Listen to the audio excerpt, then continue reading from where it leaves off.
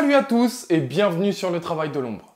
Après ce OM Lille, j'aurais pu vous parler de la première de Balotelli sous ses nouvelles couleurs qui en seulement 20 minutes nous a prouvé qu'on avait joué très longtemps, trop longtemps, sans véritable numéro 9.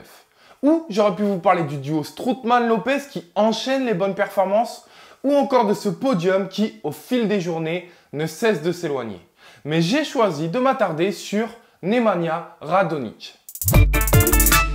Sa dernière titularisation date du 21 octobre face à Nice. Autant dire une éternité. C'est donc le moment idéal d'analyser son match. Le bon, le mauvais, faisons un tour complet de sa prestation.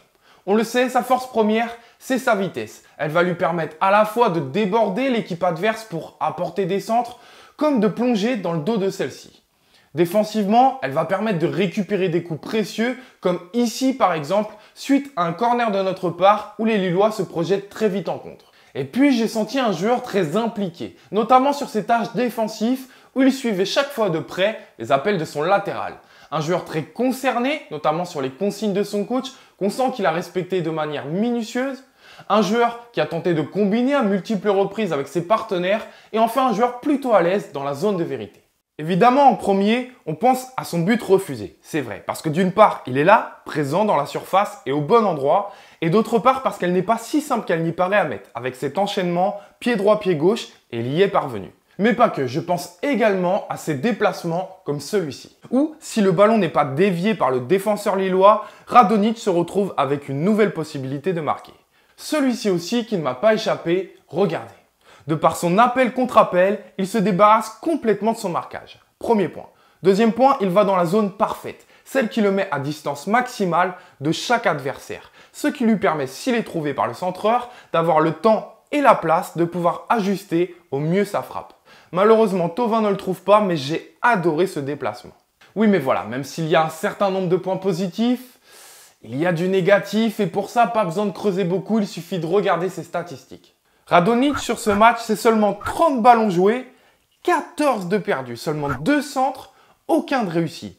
7 duels et encore une fois là, aucun de remporté, etc., etc. Bref, j'aurais pu en rajouter et croyez-moi, c'est pas beau à voir. Et effectivement, si on regarde avec un peu plus d'attention son match, on se rend compte que les fois où il a combiné avec ses partenaires, ça s'est souvent soldé par une perte de balle, notamment due à un manque de justesse technique, que les fois où il a percuté en 1 contre 1, le résultat était le même.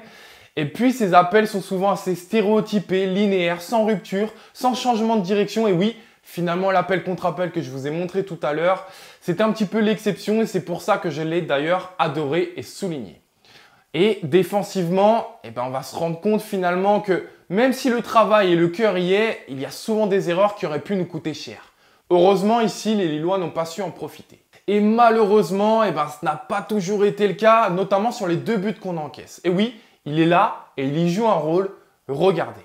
Sur le premier, après ce renversement de jeu lillois, il est là à jouer un 1 contre 2. Parce que Amavi se fait aspirer dans l'axe par le décrochage de Pépé. Donc jusque-là, très bon travail. On le voit même jeter un regard pour voir si on va vite pouvoir venir l'aider et essaie d'effectuer un recul frein pour ralentir au maximum les Lillois et laisser le temps à Amavi de se replacer.